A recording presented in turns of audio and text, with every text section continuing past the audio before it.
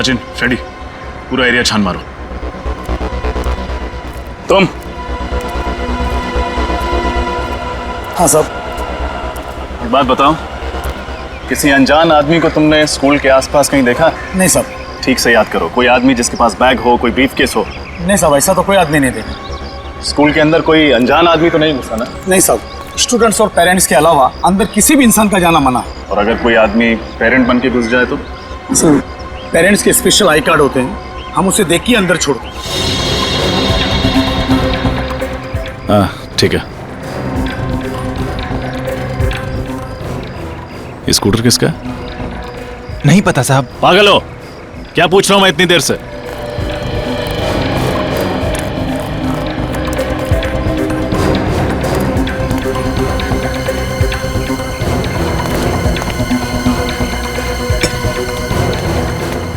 अरे भाई साहब क्या कर रहे हो आप? अरे मेरा स्कूटर है ये। अरे तुम गाड़ी दिखा। काट, ये लीजिए काट।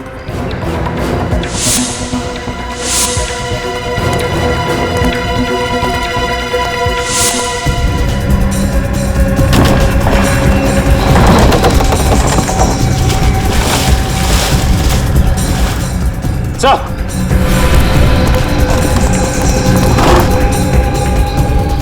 ब्रीफकेस। बिल्कुल ऐसा ही ब्रीफकेस तो MI रोड पर था। फ्रेडी, बॉम्ब स्क्वाड को फोन लगा।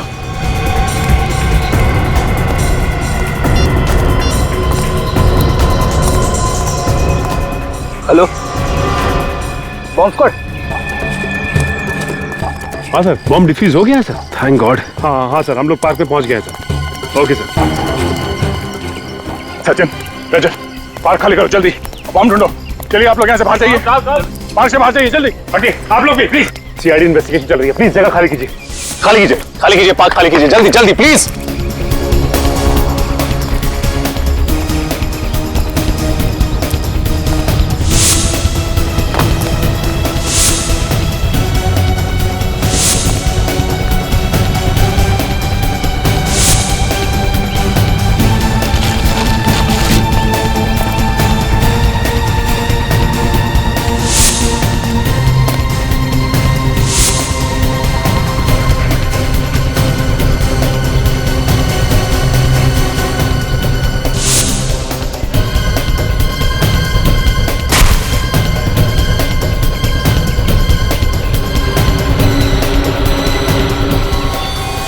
सचिन, रजत,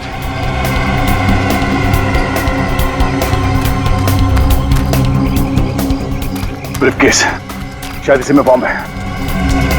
पता चल गया कि राजा यानी रोहित का खून किसने किया। किसने? DCP साहब ने। अगर उनकी किसी से दुश्मनी होगी तो हमसे होनी चाहिए थी। डॉक्टर सालुंके को क्यों मारा सर? उनका दुश्मन कौन हो सकता है? दुश्मन कोई घर का ही है दया। घर के भेदी ने ही लंका ढाई है दया, और ये घर का भेदी है DCP चित्रोले।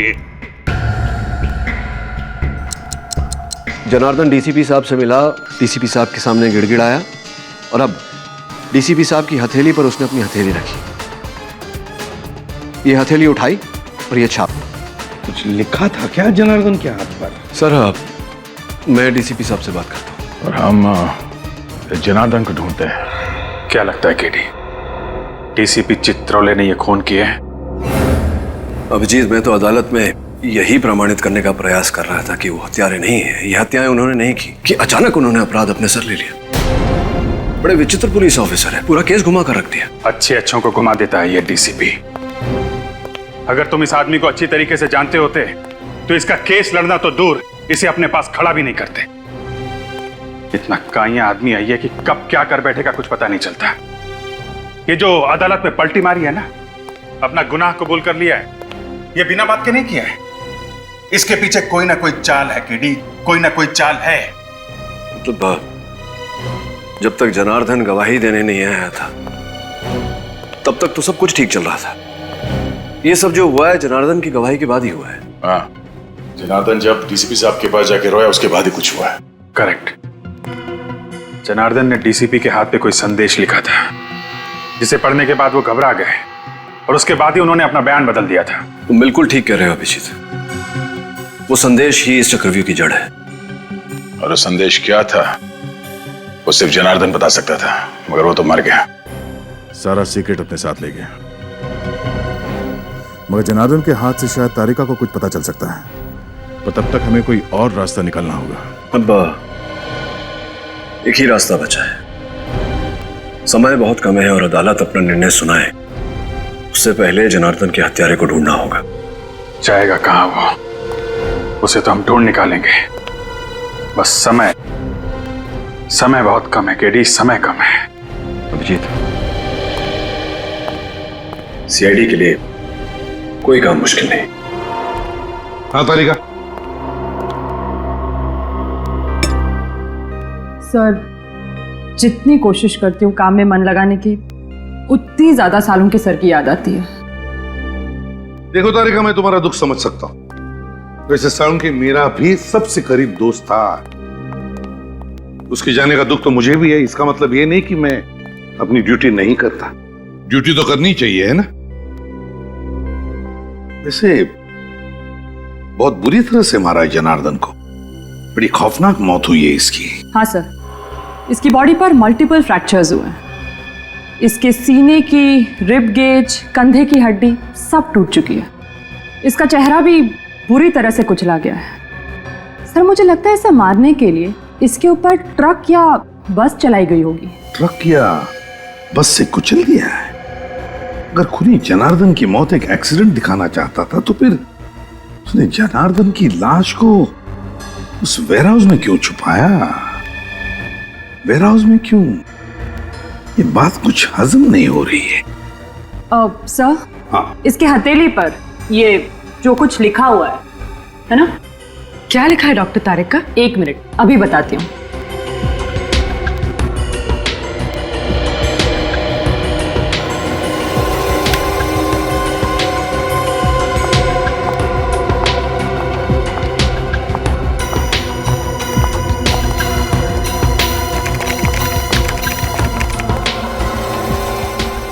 अपराधी बनोगे या खूनी, जुर्म मान लो वरना शहर में 4 बॉम्ब फटेंगे।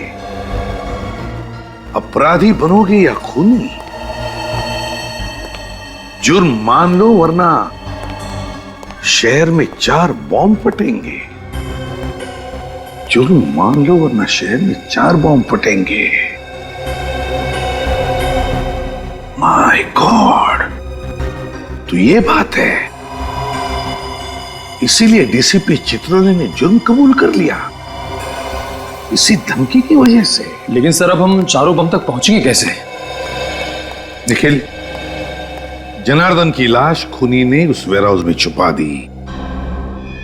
उसी वेयरहाउस में क्यों? कोई ना कोई तो वजह होगी जनार्दन की लाश को उस वेयरहाउस में छुपाने की।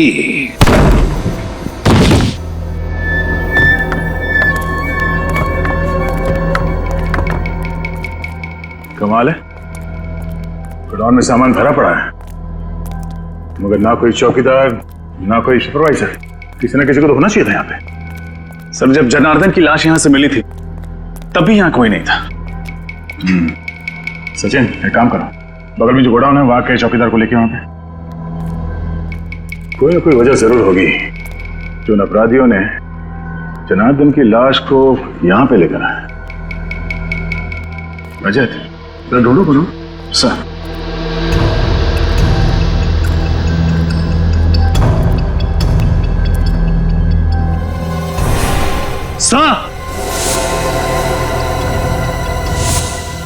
हाँ रजत। सर, ये देखिए। सर, जरूर यहां पर कुछ डब्बे रखे हुए थे जो हाल ही में यहां से शिफ्ट किए गए। क्या होगा उन डिब्बों में? तो चेक करो।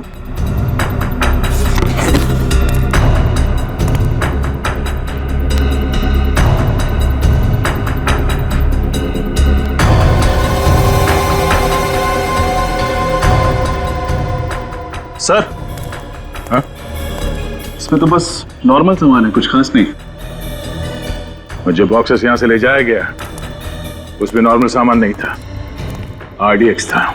आरडीएक्स? हाँ, वो मुजरिम इस जगह का इस्तेमाल कर रहे थे आरडीएक्स रखने के लिए। सब मेरे चंद्रकांत है, सामने वाले गोडाउन का वॉचमैन। यहाँ गोडाउन में कोई चौकीदार या सुपरवाइजर नहीं है क्या? एक सुपरवाइजर है सर, पर वो कल से आए नहीं है। क्या नाम है उसका? सर उनका नाम मनोज है। कहाँ रहता है? सर विद्याधर नगर। देखते ही ये चौकीदार गोडाउन छोड़ के अपने घर पे क्या कर रहा है।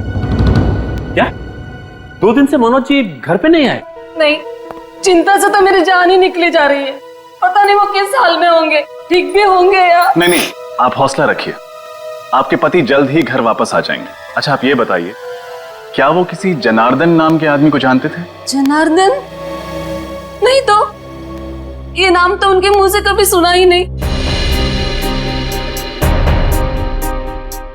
ये जनार्दन है, शायद आपने इसे कभी देखा हो। ये जनार्दन है? हाँ, आप इसे जानती हैं?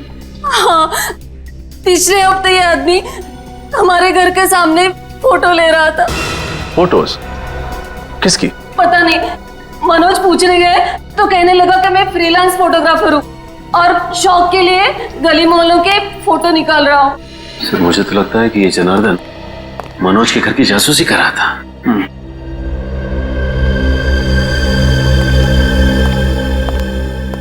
ये आदमी कौन है? यही तो मेरे पति है, मनोज। ये मनोज है? हाँ, लेकिन आप ऐसा क्यों पूछ रहे हैं? आपने इन्हें कहीं देखा है क्या? शायद। इनकी कोई मेडिकल रिपोर्ट्स हैं आपके पास? जी, अभी लाती हूँ।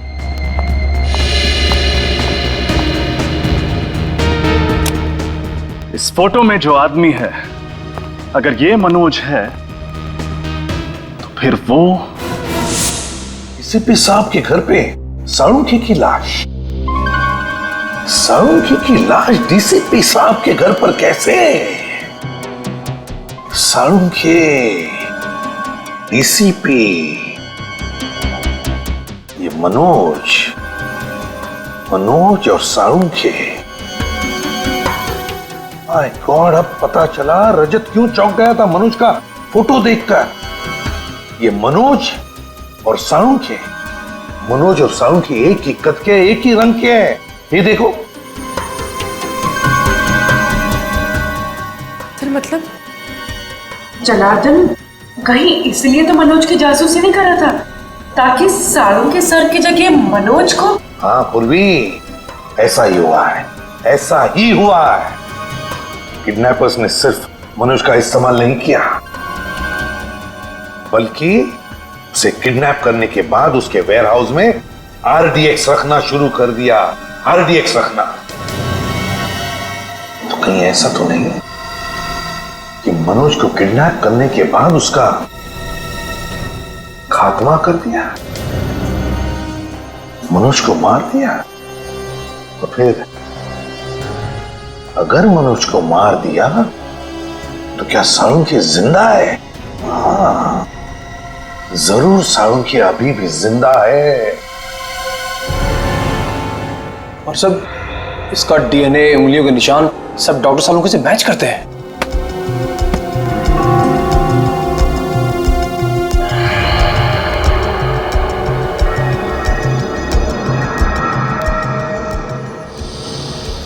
अपेंडिक्स ऑपरेशन का निशान? सर, सर साळुंखे सर ने तो कभी भी अपेंडिक्स का ऑपरेशन करवाया ही नहीं था। हाँ तो इसका हुआ है मनोज का, वो भी 1 महीने पहले। ये देखिए, रिपोर्ट्स में साफ लिखा है। और तुम्हें इसके शरीर पर अपेंडिक्स के ऑपरेशन का निशान मिला है ना? हाँ सर, बिल्कुल क्लियरली। ये देखिए। सर इसका मतलब साळुंखे सर जिंदा है? वाह। अगर साळुंखे जिंदा है तो फिर उसे जल्दी से जल्दी ढूंढना चाहिए। लेकिन एक सवाल खड़ा होता है कि अगर ये मनोज है तो फिर इसके उंगलियों के निशान साळुंखे की उंगलियों के निशान के साथ मैच कैसे होते हैं? ये तो मेरी भी समझ में नहीं आ रहा है सर। तरीका एक बात बताओ, पिछले कुछ दिनों में तुम दोनों के अलावा, मेरा मतलब है तुम और साळुंखे के अलावा, लैब में और भी कोई आया था? याद करो। हाँ सर, रोहन, वो lab attendant. I am sure उसी ने साळुंखे सर की डिटेल्स के साथ छेड़छाड़ की होगी। Rohan lab attendant? तो फिर इस रोहन को उठाओ और साळुंखे कहाँ है ये डीसीपी चित्रोले के घर से पता चलेगा।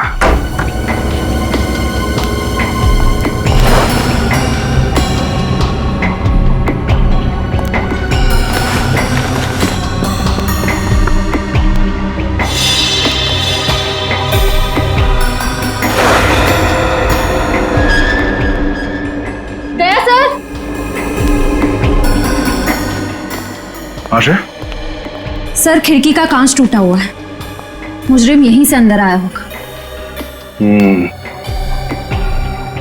अगर खूनी कांच तोड़ के अंदर आया है तो अलार्म सिस्टम क्यों नहीं बजा? उस दिन भी जब हम दरवाजा तोड़ के अंदर आए तो कोई अलार्म सिस्टम नहीं बजा। इसका मतलब है खूनी ने अलार्म सिस्टम बंद करके रखा है। सर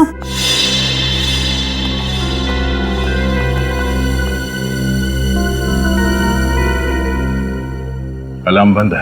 लेकिन सर जब मुजरिम ने खिड़की तोड़ी तब तो अलार्म बजा होगा ना, तो क्या उसने अंदर आकर ये अलार्म बंद किया?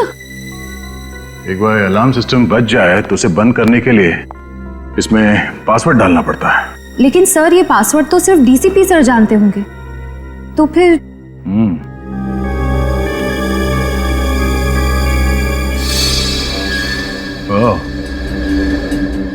डीसीपी के अलावा ये कैमरा भी जानता होगा वो कोड।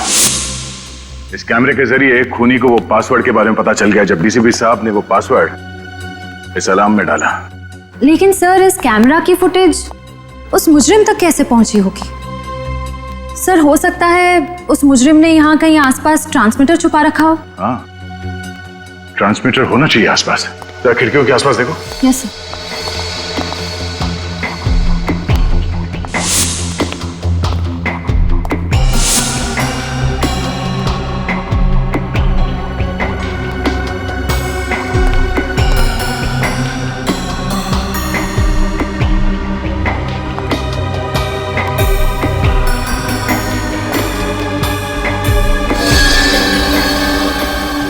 सर। हाँ श्रेय? सर ट्रांसमीटर, अगर वो खूनी मनोज की लाश यहाँ लेकर आया था जरूर किसी गाड़ी में रख के लाया होगा। लेकिन सर पड़ोसी कह रहे थे कि उन्होंने किसी अनजान गाड़ी को घर के बाहर नहीं देखा। अच्छा,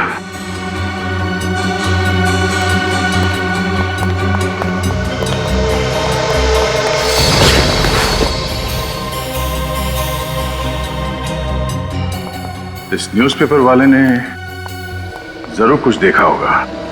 देखा, रोहन घर पे है ही नहीं। हर गड़बड़ वाले आदमी के घर के बाहर ताला ही लगा रहता है। हाँ, सीआईडी तो आदी हो चुकी है ताले तोड़ने के। रोहन ने जरूर कोई सुराग छोड़ा होगा, ढूंढो।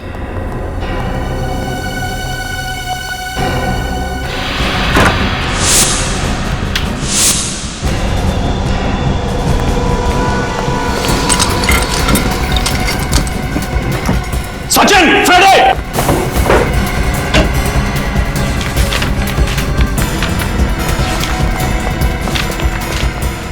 बॉम्ब बनाने का इतना सारा सामान, मतलब रोहन ने लैब में हमारे कंप्यूटर के साथ छेड़छाड़ नहीं की, बल्कि उसने अपराधियों की मदद की है बॉम्ब बनाने में।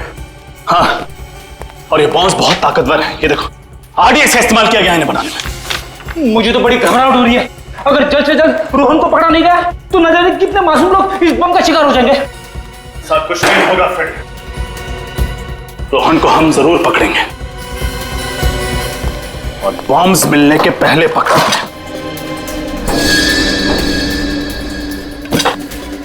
टूटा हुआ सिम कार्ड, जरूर रोहन ने नया सिम कार्ड खरीदा होगा।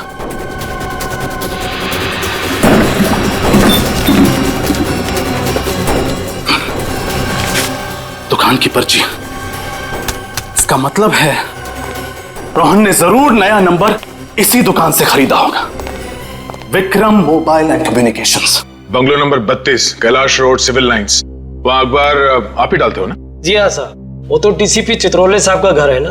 हाँ हाँ, चित्रोले साहब का घर है। घर के बाहर उनकी गाड़ी खड़ी थी क्या? सिल्वर रंग की वो लेस्कोटना गाड़ी? हाँ वही कार।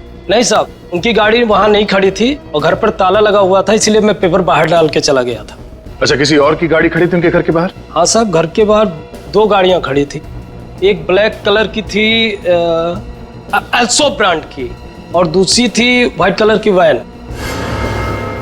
दया, ब्लैक कलर की एल्सॉप गाड़ी तो साळुंखे की भी है, और ये सफेद रंग की वैन किसकी हो सकती है? आपने उस वैन का नंबर देखा था? सर नंबर तो नहीं देखा, लेकिन उसके पीछे कुछ शेर का स्टिकर लगा हुआ था। सर अगर ये शेर का स्टिकर किसी कंपनी का लोगो होगा तो हम इसके बारे में नेट से पता कर सकते हैं। हाँ तो फिर करो, जल्दी करो। देखो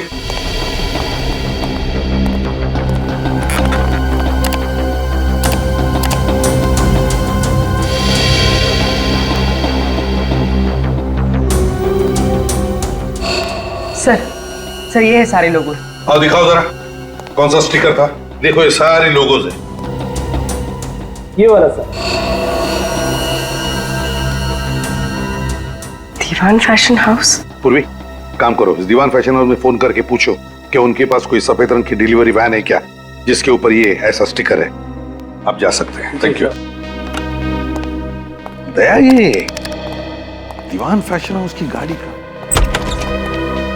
ऐसी गाड़ी उनके पास क्या कर रही थी? सर, हाँ सर, उस रोहन का नया मोबाइल नंबर पता चल गया। गुड। कहां पर ट्रेस हुआ? सर उसका फोन मालविया नगर में ट्रेस हुआ है सर। सर जीपीएस के हिसाब से रोहन का फोन एक जगह पे रुका नहीं है बल्कि एक जगह से दूसरी जगह पे मूव कर रहा है सर। मालविया नगर। हेलो दीवान फैशन हाउस, हाँ मैं सीआईडी से इंस्पेक्टर पूर्वी बोल रही हूँ। आपके पास कोई सफेद कलर की डिलीवरी वैन है?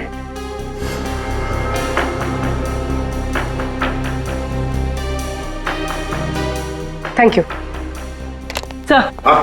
सर दीवान फैशन हाउस की एक सफेद कलर की वैन चोरी हुई है और उस वैन का नंबर है ABZ4717AZ। ओह, दया कंट्रोल रूम को फोन करो, उनसे कहो कि अगर ऐसे सफेद रंग की कोई डिलीवरी वैन दिखे तो हमें तुरंत इन्फॉर्म करें। Yes sir. और फिर ये रोहन, इस रोहन का तो जल्दी से जल्दी पता लगाना पड़ेगा।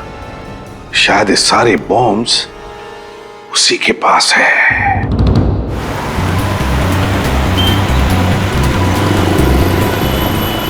तेरी रोहन का मोबाइल प्रिंस रोड की तरफ मुड़ गया। ओह नो, कहीं ये सेलुलर बाजार तो नहीं जा रहा? सर वो इलाका तो काफी भीड़ भाड़ वाला है, अगर वहां पे बॉम्ब फट गया तो तबाही मच जाएगी। ऐसा कुछ नहीं होगा सचिन, इसके गंदे इरादे को कामयाब होने नहीं देंगे। सीआईडी से रोक लेगी। एक काम करते हैं, आगे से राइट लेते हैं, शैतान चौकी से शॉर्टकट है सीधे सेंट्रल बाजार जाने के लिए। सचिन, बॉम्ब स्क्वाड को फोन करो और उन्हें फौरन सेंट्रल बाजार पहुंचने के लिए बोलो। Bomb squad?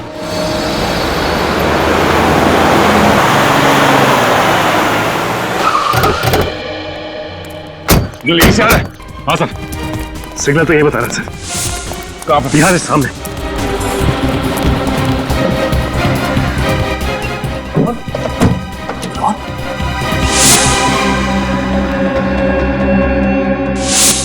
ये जिंदा है। एम्बुलेंस बुलाओ। सचिन जल्दी। अजित इसे बाहर निकाल। संभाल के। गोली सीधे छाती पे मारी है।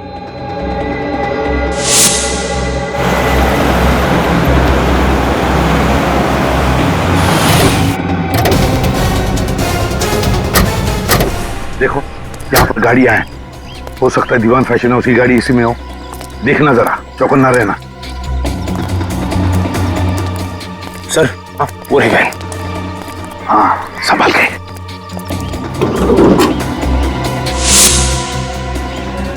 गाड़ी को अंदर से अच्छी तरह से चेक करो, देखो कोई ना कोई सुराग जरूर मिलेगा।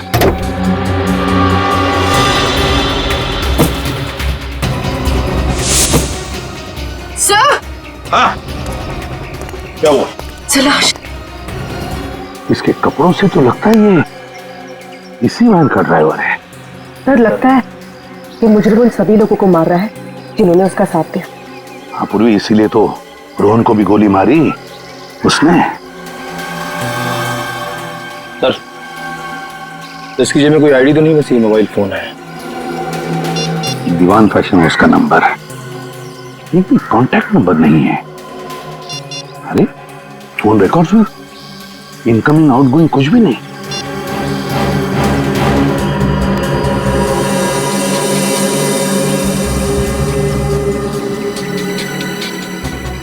यार ये सारुंगी का पेन है। इसका मतलब है सारुंगी को इसी वैन में ले जाया गया किडनैप करके। My God. निखिल जल्दी से बॉम्ब डिटेक्टर लेकर आ, हो सकता है इस गाड़ी में बॉम्ब है।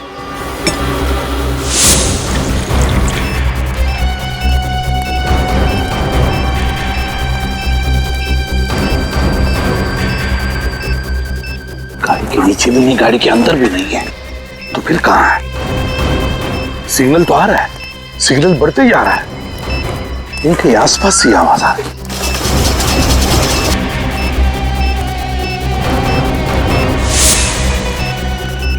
सिग्नल और भी बढ़ने लगा।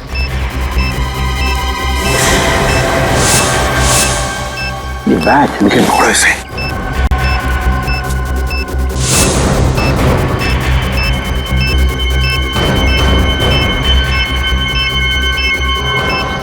सिग्नल तो दिखा रहा है, बॉम्ब यहीं कहीं आसपास है।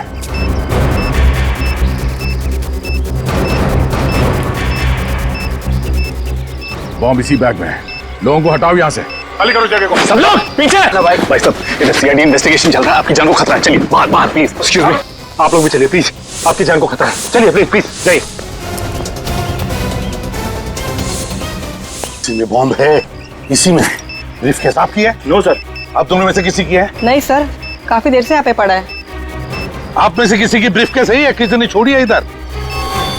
ठीक है, सबको पीछे कर दो। आइए हम लोग पीछे, जल्दी आइए प्लीज, दूर हो जाइए जल्दी। रुक इधर। स्कूटर यहाँ पे किसने पार्क किया? ये सब सुबह से यहाँ खड़ा है, मुझे नहीं पता किसका है। स्कूटर सुबह से ऐसे ही खड़ा है यहाँ पे? हाँ साहब, सुबह से खड़ा है यहाँ पे। तुमने देखा ना किसने पार्क किया स्कूटर? साहब मैं अपने काम में बिजी था, मुझे ध्यान नहीं रहा। चलो भागो यहाँ से।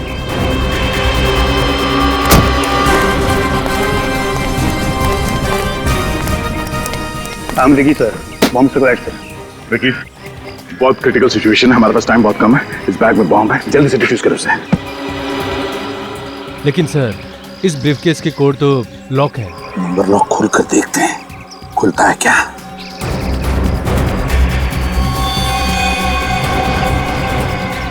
समझ में नहीं आता ये क्या नंबर्स हैं। काम करो, बॉम्ब स्क्वाड को फोन करो, बोलो जल्दी आ जाए वो लोग।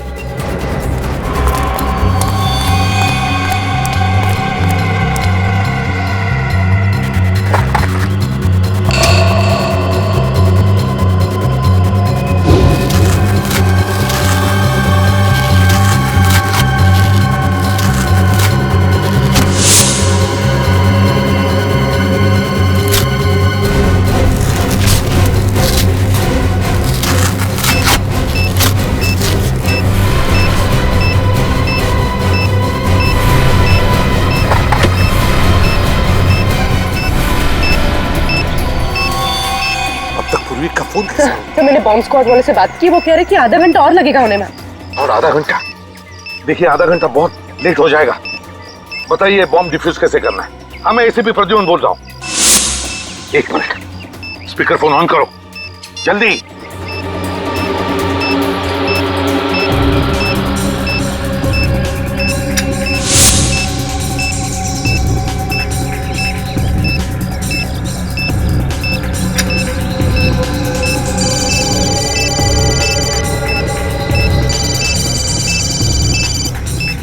सर ये तो रोहन का फोन बज रहा है, कोई लैंडलाइन नंबर है। सर फोन नहीं उठाएगा, अगर फोन रिसीव किया तो बम फट जाएगा सर। इसका कनेक्शन इससे है सर। व्हाट? जल्दी कुछ कीजिए। हाँ, बॉम्ब पे टाइमर लगा हुआ है। टाइमर बंद है, घड़ी बंद है। वो है उसमें दूसरा तार लगा हुआ है, पीले रंग की, लाल रंग की और नीले रंग की वायर्स हैं। एक काम करिए, पहले आप पीला वाला वायर काटिए। पीला वाला?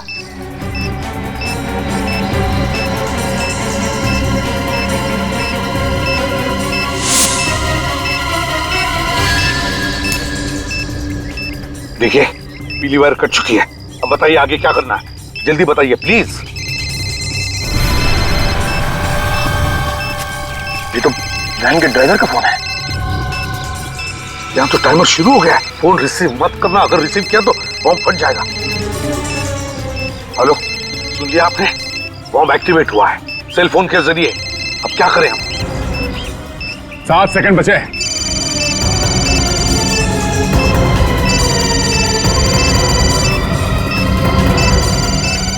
जल्दी करो विकी, सिर्फ 3 सेकंड बचा है विकी, जल्दी करो।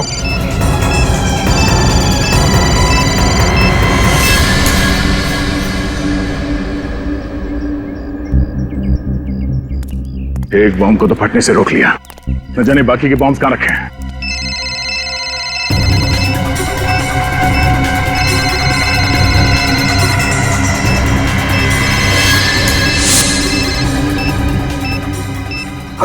लाल वाला काट दिया। अब देखो सिर्फ 30 सेकंड बचे, जल्दी बताइए क्या करना है। आप लोग भाग जाइए वहां से, हट जाइए पीछे, My फटने God! वाला है। Let's go! चलो जल्दी।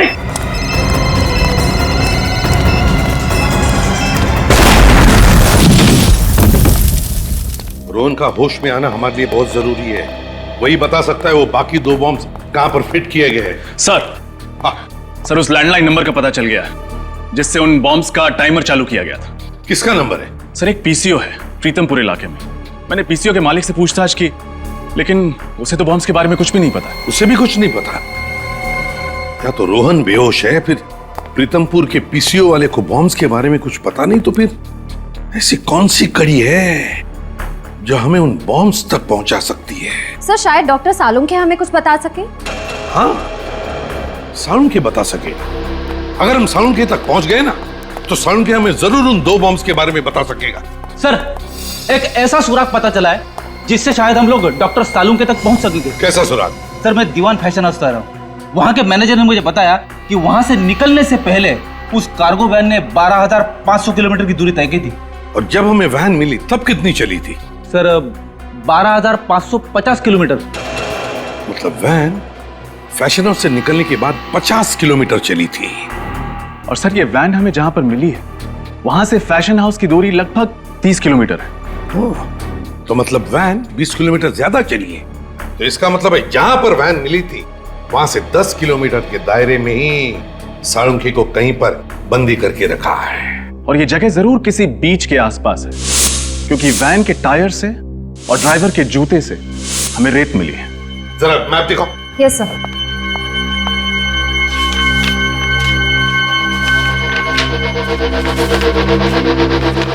दीवान फैशन हाउस कहां पर है? ये रहा दीवान फैशन हाउस, और हमें वैन मिली थी उनकी यहां पर। अब यहां से 10 किलोमीटर के दायरे में बीच है ये प्रिस्टीन बीच। बस प्रिस्टीन बीच के आसपास जितने भी घर, जितनी भी बिल्डिंग्स हैं, सब चेक करो। सालुंखे को वहीं पर कहीं बंदी करके रखा होगा। हाँ डॉक्टर साहब, रोहन को होश आ गया? Wonderful news. हाँ डॉक्टर साहब, तबीयत कैसी है इसकी? अब डरने की कोई बात नहीं, वो खतरे से बिल्कुल बाहर है। Now is absolutely fine. तुम्हारे बॉम्ब्स लगाने की वजह से पूरे 40 लोगों की जानें चली गई। ये तो अच्छा हुआ कि हम लोग वहां पे वक्त पे पहुंच गए, वरना मरने वालों की तादाद सैकड़ों में होती, समझे? मुझे माफ कर दीजिए सर। उन लोगों ने मेरी माँ को किडनैप कर रखा है प्रीतमपुर में, इसलिए उन लोगों की बात मानने के अलावा मेरे पास कोई दूसरा रास्ता नहीं था सर। मैंने जो कुछ भी किया सर, उसके लिए मैं वाकई बहुत शर्मिंदा हूँ सर। अभी नाटक बंद कर, चुपचाप ये बता कि बाकी बॉम्ब्स कहाँ रखे हुए हैं। एक तो ट्वाइलाइट स्कूल में और दूसरा बंदी पार्क में। क्या? बच्चों के स्कूल में? तुम मासूम बच्चों की जान लेना चाहते हो? ये बताओ कि कौन सा आतंकवादी संगठन है? मैं नहीं जानता सर। उन लोगों के चेहरे तो देखे होंगे तुमने, उनका स्केच बनवा सकते हो? नहीं सर, उन लोगों ने मास्क पहना हुआ था सर, और काम होने के बाद मुझे गोली मार दी सर। चलो बॉम्ब्स को फटने से रोकना। सर उन लोगों ने डॉक्टर सालुंखे को भी किडनैप कर रखा है। क्या? सालुंखे साहब को? सालुंखे साहब को कहाँ रखा गया? तुम्हें मालूम है? नहीं सर, पर वो लोग इतना कह रहे थे कि जब तक उन्हें वो चीज मिल नहीं जाती तब तक वो सालुंखे को मार भी नहीं सकते। चलो एक तो अच्छी खबर दी तुमने, इसका मतलब डॉक्टर सालुंखे जिंदा है।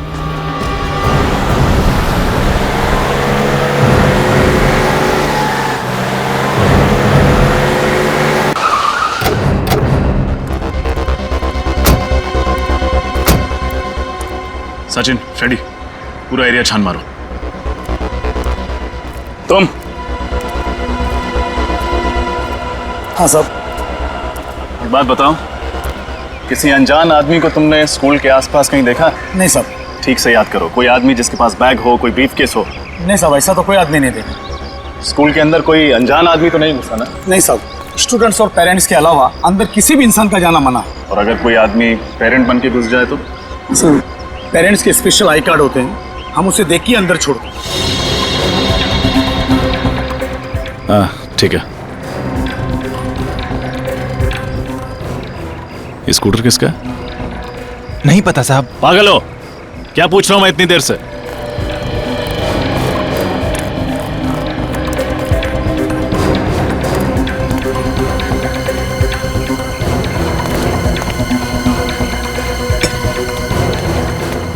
अरे भाई साहब क्या कर रहे हो आप?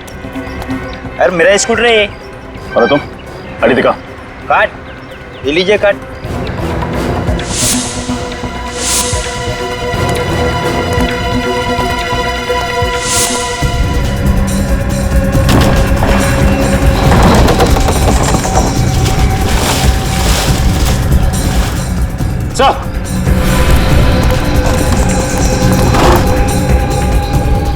ब्रीफकेस? बिल्कुल ऐसा ही ब्रीफकेस तो एमआई रोड पर था। फ्रेडी, बॉम्ब स्क्वाड को फोन लगा।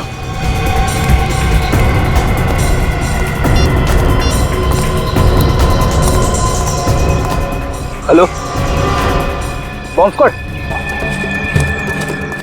हाँ सर, बॉम्ब डिफ्यूज हो गया है सर। Thank God. हाँ हाँ सर, हम लोग पार्क पे पहुंच गए sir. Okay sir. Sachin, Rajat, park खाली करो जल्दी, बॉम्ब ढूंढो। चलिए आप लोग यहाँ से बाहर जाइए, पार्क से बाहर जाइए जल्दी। हटिए आप लोग भी प्लीज। सीआईडी इन्वेस्टिगेशन चल रही है, प्लीज जगह खाली कीजिए। खाली कीजिए, खाली कीजिए, पार्क खाली कीजिए, जल्दी जल्दी प्लीज।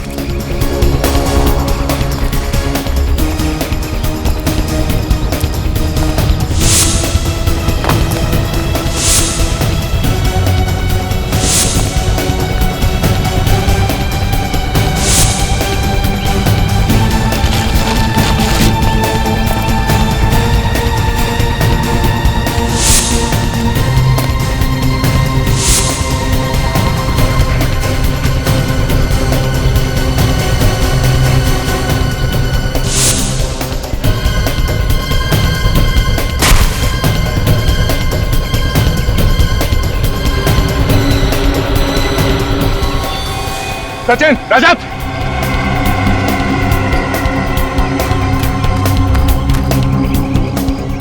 ब्रीफकेस, शायद इसी में बॉम्ब है। बॉम्ब स्क्वाड को फोन करो जल्दी।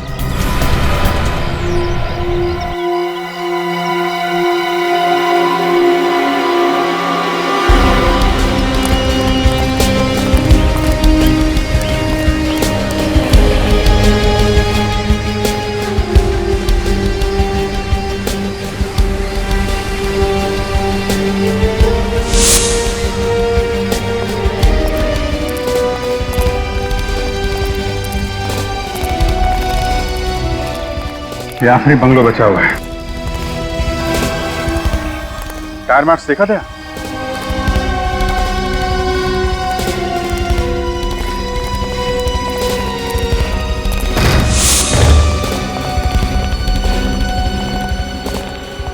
दाईं तरफ देखो।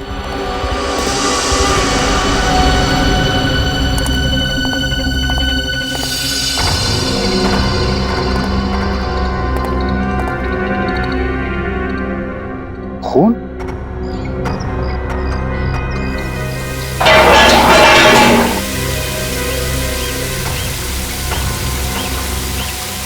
सालों के सर?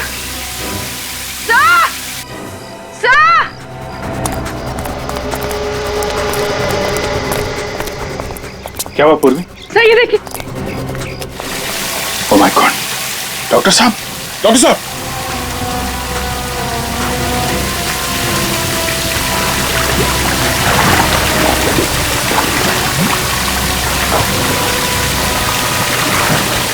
जल्दी से सीढ़ी का इंतजाम करो, पानी बंद करो।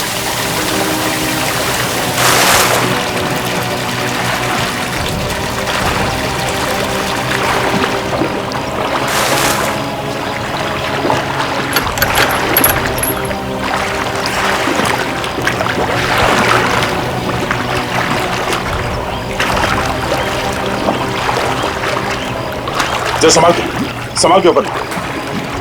हाँ ओके।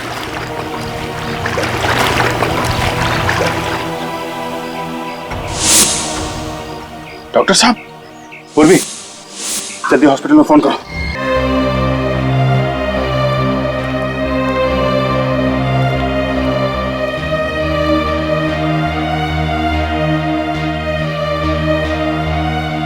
सांख्य,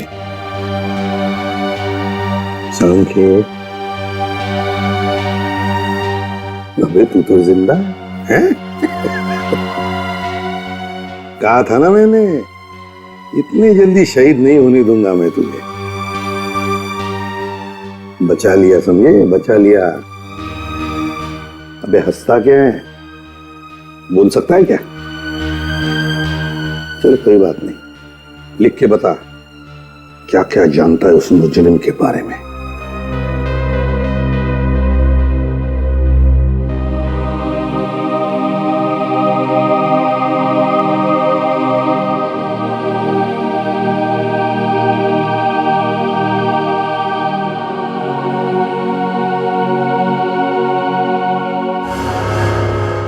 तीजा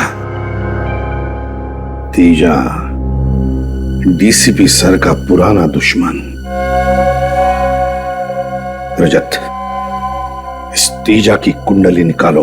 सर ये देखिए, आज से 10 साल पहले डीसीपी साहब ने इस तेजा को जेल की चक्की पिसवाई थी, पूरे गैंग का सर्वनाश कर दिया था। और अब जेल से छूटने के बाद इसने अपने काले कारनामे फिर से शुरू कर दिए, नई गैंग भी बना दी इसने। इतना ही नहीं सर, डीसीपी साहब से बदला लेने के लिए उसने इतनी बड़ी साजिश रची। हाँ सर, और सालुंके साहब की भी क्या हालत कर दी इस तेजा ने। एक एक गुनाह की कीमत चुकानी पड़ेगी इस तेजा को, एक एक गुनाह की।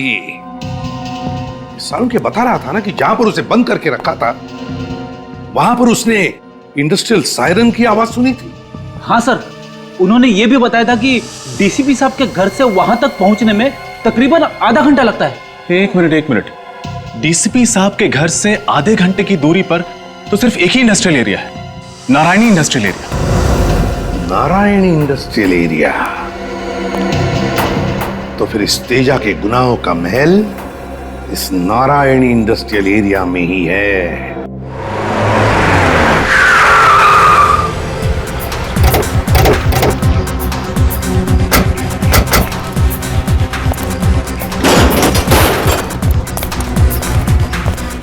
कहाँ जा रहे आप लोग? थाने के अंदर जा रहे हैं। अंदर जाने अलाउड नहीं है।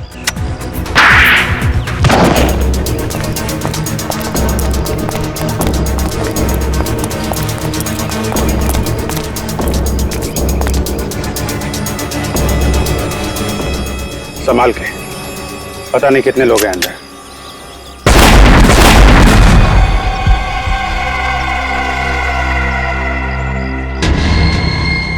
माय गॉड, माइंस बिछा रखे हैं यहाँ पे तो। पहले इन माइंस को खत्म करना पड़ेगा।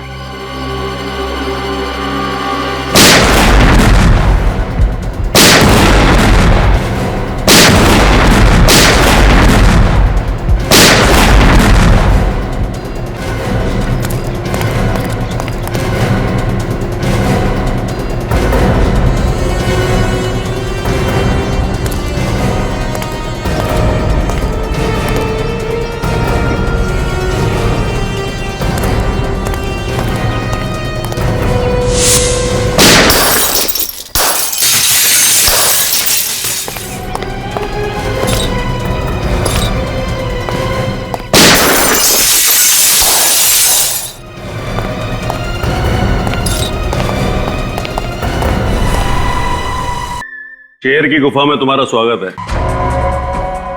डीसीपी की दुर्दशा देख करके इतना गहरा सदमा लगा कि सबके सब मौत के मुंह में चले आए। दुर्दशा तो तुम्हारी होगी तेजा, बहुत नाच लिए तुम। अब पर्दा गिराने का टाइम आ गया है। अच्छा, सबकी घर नीचे, जल्दी नीचे रखो, नीचे रखो वरना खोपड़ी उड़ा दूंगा इसकी। नीचे देखते जा, अभिजीत को कुछ नहीं होना चाहिए, वरना तेरी जिंदगी को मैं एक भयानक सपना बना दूंगा। घर नीचे रखो, जल्दी। अभिजीत को कुछ नहीं होना चाहिए। बहुत याराना लगता है। अभिजीत, दया दया अभिजीत हैं? तुम्हारी दोस्ती के काफी किस्से सुने हैं तेजा ने, मगर आज दोस्त को अलविदा कहने का वक्त आ गया, क्योंकि अभिजीत तो अब गया। अभिजीत को छोड़ दे, वरना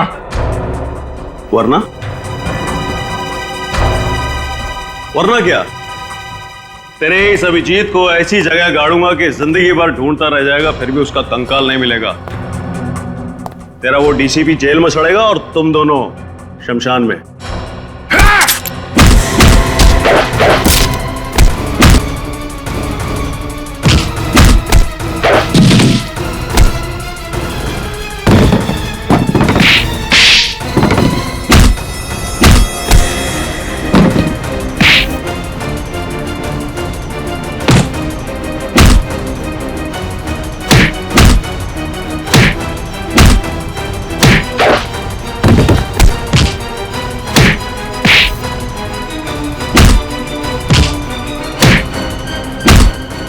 क्या बोला तू?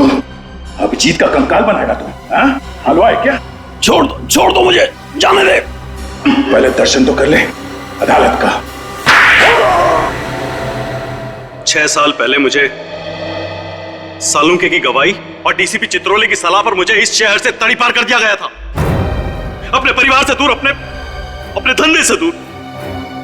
इन 6 सालों में मैंने 6 जन्म का नर्क भोगा है जज साहब। तब मैंने इरादा किया कि जिस दिन भी मैं मुंबई लौटूंगा, सालुंके और डीसीपी चित्रोले से अपने 6 साल का बदला 6 गुना ज्यादा लूंगा, मौत से भी बदतर सजा दूंगा इनको। तब मैंने ये प्लान रचा, रोहित का खून इस तरीके से किया कि देखने वालों को लगे कि उसकी मौत डीसीपी के हाथों हुई है।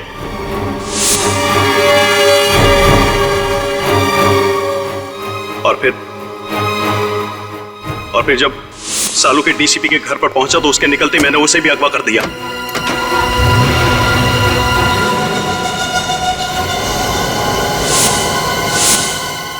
और फिर सालुंके के कपड़े एक लाश को पहनाकर अपने आदमियों के द्वारा डीसीपी के कमरे में छुपा दिया।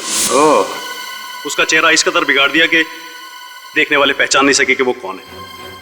और फोरेंसिक्स की वो रिपोर्ट जो कहती थी कि वो मृत शरीर डॉक्टर सालुंके की है, वो भी स्पष्ट है कि आप ही ने बदल पाए। जी हाँ, ये काम भी मेरे आदमी ने किया।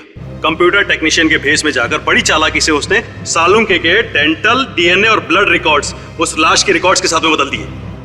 राइट। और छोटू चाय वाला और ड्राइवर जनार्दन, ये भी आप ही के आदमी थे? जी हाँ, वो सब भी मेरे आदमी थे।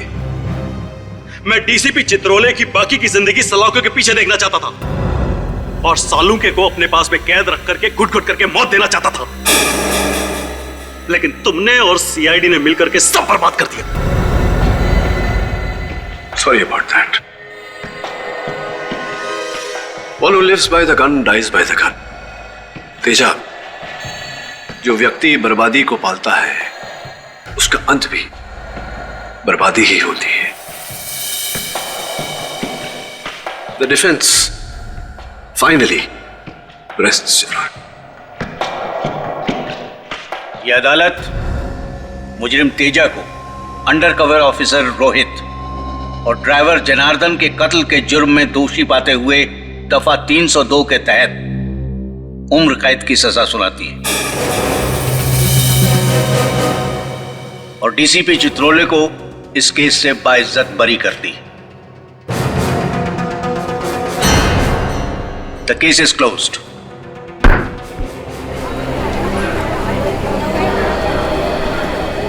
औडिक साहब। जी जसवाल साहब। अक्सर जब मैं हारता हूं तो नाराज होता हूं, लेकिन आज खुश हूं। देश को बचाया आपने। देश को बचाने का श्रेय आपको जाता है जसवाल साहब। हाँ, वो लंदन का टेलीफोन नंबर आप ढूंढने नहीं गए होते तो। सी यू। अरे डीसीपी साहब, पुराना माना तो एक बात कहूं? नहीं, पता चला है सीआईडी से कि आप बड़े ही नटखट हैं, हमेशा सीआईडी में कुछ न कुछ करते रहते हैं। डीसीपी साहब, अब तो सुधर जाइए। केडी, तुम हो ना, अगर कुछ करूंगा भी तो बचा लेना। लो कर लो बात। मुझे तो लगा था सर इस बार डीसीपी चित्रोले भाई टाटा हो गया। अरे बड़ी अजीब गजब की किस्मत है उनकी, हर बार बच निकलते हैं। मैंने तो सबूत भी ढूंढ लिया था उनके खिलाफ, लाश पर से वो बाल। हाँ, वो सफेद बाल जो आजकल काला है, काला। अरे सर वो फेमस डीसीपी चित्रोले बाल। मैं तो कहता हूँ उस बाल की वजह से डीसीपी साहब कम से कम 10 साल के लिए अंदर चले जाते। 10 साल के बगैर उस बाल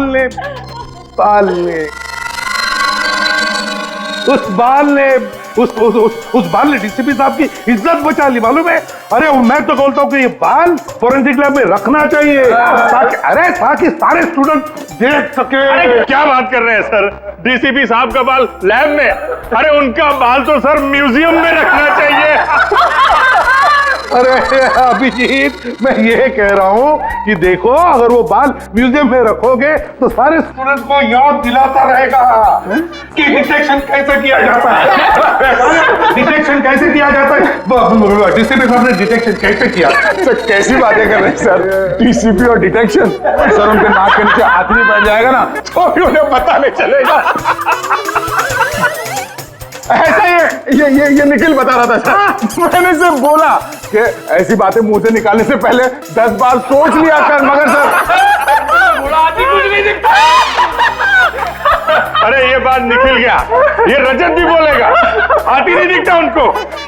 हाँ सर, ये मैंने भी सुना है कि डीसीपी चित्रोले हाथी देख ले तो हाथी खुद बोलेगा कि डीसीपी चित्रोले से बढ़िया इन्वेस्टिगेटर कोई है ही नहीं। अरे यार ये क्या बात करने लगा यार। अभिजीत ये गलत है, हाथी घोड़ा सब गलत है। अरे क्या इसमें क्या गलत है यार? अभिजीत जो बात गलत है वो गलत है। अरे क्या गलत है?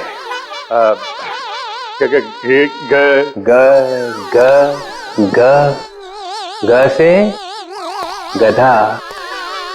से गलत है सर।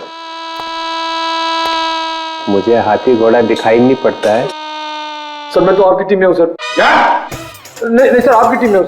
धोबी का कुत्ता, ना घर का ना घाट का।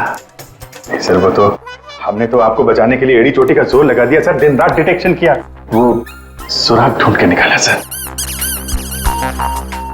वो बाल नहीं सर, वो निकाला सर, वो हाथी।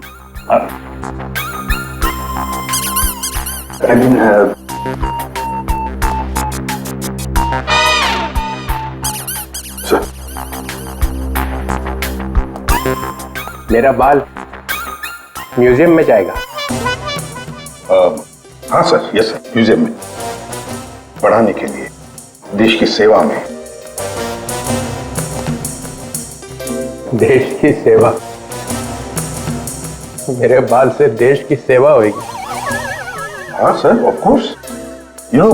ऑफिसर्स आएंगे, उस बाल को देखेंगे, डिटेक्शन सीखेंगे। डिटेक्शन आपके बाल से। मेरे बाल से डिटेक्शन सीखेंगे? हाँ, डिटेक्शन सीखेंगे मेरे बाल से। देखो तुम लोग आगे आगे क्या होता है।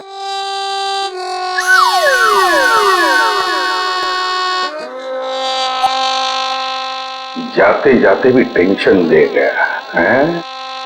अरे देखा जाएगा।